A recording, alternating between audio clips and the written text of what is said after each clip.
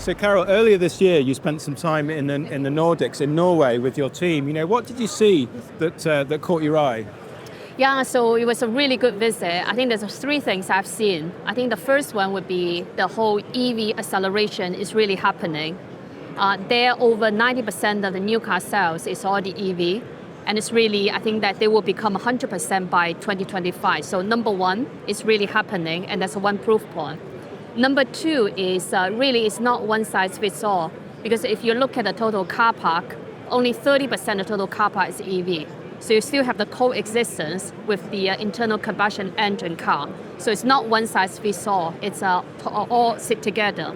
And then the last one, I was very, very surprised that if I look at the whole EV charging infrastructure and customer experience, it's still very patchy. It's not really totally into the ideal stage. That means that significant more work needs to be done.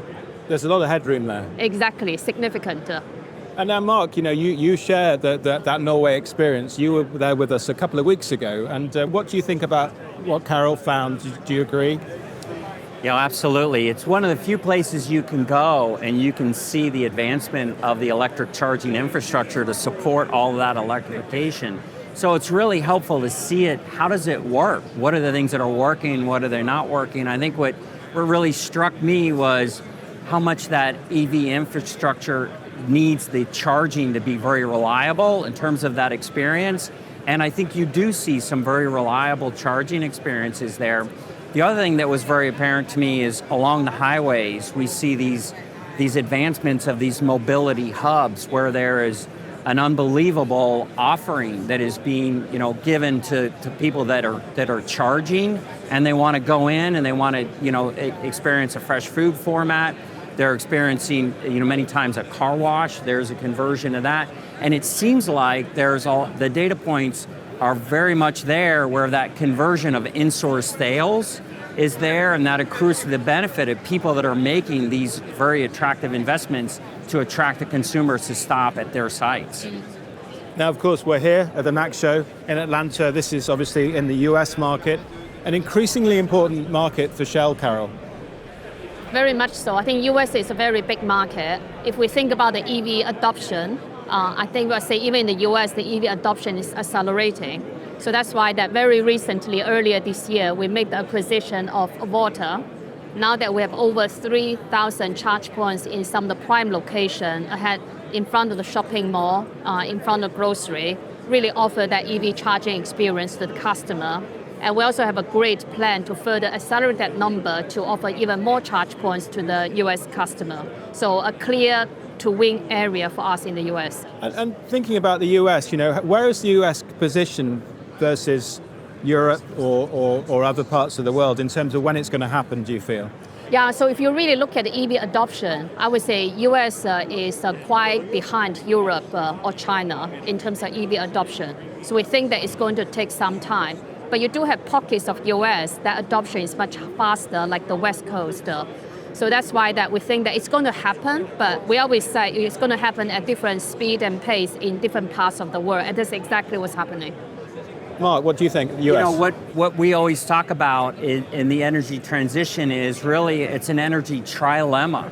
It's about, of course, sustainability, because I think that's what everybody's trying to achieve, but at the same time, it's about affordability and accessibility of fuel. So different parts of the world are going to evolve, and different parts of the United States are going to evolve at a different pace and a different rate.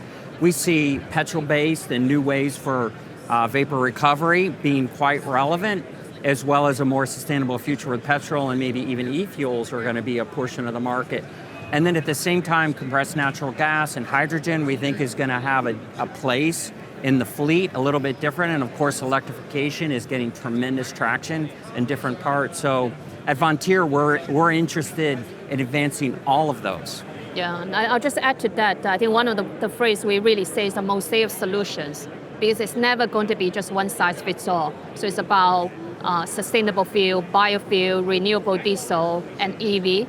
And also that if we really think about the EV adoption, having the right infrastructure is going to be key to enable the adoption. So I think that the future is not going to be just this or that. It's going to be a mosaic of solutions. Now, obviously, we'll spend some more time looking at EV elsewhere in the world, but just staying on the US and thinking about the European market, and your convenience retail business is also in growth, isn't it? You're increasing your store numbers every year, aren't you, quite considerably? Yeah. So that's also that's part of the picture for Shell. Yeah. So one of the key things we really see great opportunity is that crossover between EV and convenience retail. And the reason being that if you think about the EV customers, when they're on the road, they will have on average about 30 to 40 minutes charging time. And there's a lot of things that we can make their journey and experience better with convenience retail, giving them great place to sit, offer them a cup of coffee, food, snacks, drinks. So we really see that's a great opportunity. Actually, I just came back from China where we opened one of our biggest EV hubs that we have 258 fast charging EV stations. And we have learned a lot from that experience with all the customers visiting, which is about over 3,000 a day. We already see a very meaningful part of them going to convenience retail, either it's a hot lunch or a cup of coffee or cold drink. So that's why I think how do we design that integrated experience is going to be a huge opportunity. I think we'll come back to China in a minute, but before we do that, Mark, that customer experience can be improved massively. That's what everybody's focused on, isn't it? It's that customer experience. How did Vontier play in that space? What we try to do is provide tools to folks like Shell and the industry, people that are making investments, to enable a more productivity-based footprint, but also to be able to attract consumers to their site. Because we know in the end, it's that consumer experience that is going to win, whether it be a more reliable charging experience, whether it be a convenience store that it is more able to assimilate new technologies due to compliance and regulation to come to market with more advanced offerings. These are all the tools and capabilities that we're providing to the industry as they're making all these really exciting investments that really face the future of mobility. Yeah. And the other thing we've learned when we think about the EV charging customer experience will be get the basic right. Because right now, across the industry, when we look at the customer charging success, shockingly, the customer charging success for the whole industry is about 60%, meaning that there's a 30% chance when the EV customer go to charge, it's not successful. So how do we really use our operational excellence expertise to make that experience the basic right before you can really look at the additional things that you can offer to the customer? That's very crucial. I think really interesting you could say. I mean, what I see, obviously looking across a number of different retailers, not everybody, but a number of different retailers who are really leading on and establishing what the fundamentals are and then how to drive those numbers and improve the customer experience. And Shell definitely, in that category. Is it, do you see progress there? Do you think the customer experience is improving? I definitely think that it's improving, but I also think that it's important the organization really put the key focus to say across the whole journey, there's a journey about finding a charger. There's a journey about they're able to really get the charger start working. They're able to pay. So I think that it's important to really put a really clear focus across the whole journey to say, how do we make it right for the customer? And that's exactly what we are doing. And Shell have done some interesting, Mark, I think we were talking about this, that retailers are starting to do customer research on, so they really understand this, can we say a frustrated consumer who wants to charge, doesn't, as you were saying, Carol, can't always charge? I mean, it's pretty frustrating if you're an EV driver sometimes, isn't it, Mark? Yeah, there's no question. The experiences there have been pretty poor in many areas where you see that build out of the infrastructure. But once again, you go back to some areas that are experiencing higher penetration rates in electric vehicles, and the industry is doing a really good job of beginning to solve those problems. So I think it's in its infancy in many areas, and it's starting to bring some of those lessons from those more mature experiences and bring a more reliable experience. We saw Teslas charging at Shell sites in Norway with a very reliable experience using the Shell network that was available there. So I think you don't see a lot of those kind of experiences yet in the United States, but I think it's very much coming forward.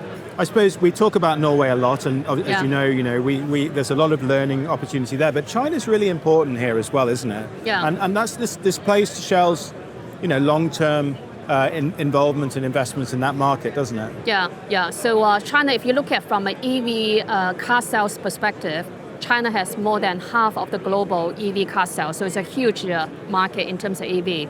And what we have done now that we have about 700 EV hubs in China, is really again that building that EV charging infrastructure for the customer. But also importantly is how do we make sure that's a good experience in terms of number of charge points, in terms of what will be mentioned about customer charging success, and then in terms of how do you make sure that you give the best customer experience.